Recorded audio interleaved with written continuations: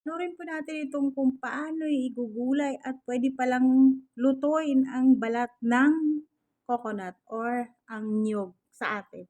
Panoorin po natin. Ayan o, ilalagay sa mantika. Ipiprito. Ipiprito na pag... Misis. Ayan. Ayan, hugasan. Inugasan. Ayan, ano yung sinabunan? Ayan, sabon. Hugasan uli.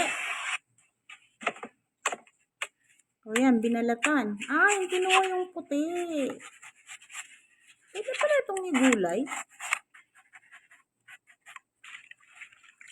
Ayan. Binugasan uli. Ayan, naglagay sa mantika ng, ano yan? Ano yan, parang may sauce. Nilagay yung manok. Manok ba yan? Ayan, nilagay naman yung balat ng niyog. Talagang, ayan, nakain na. Ganda, no? Sarap pala. Thank you so much.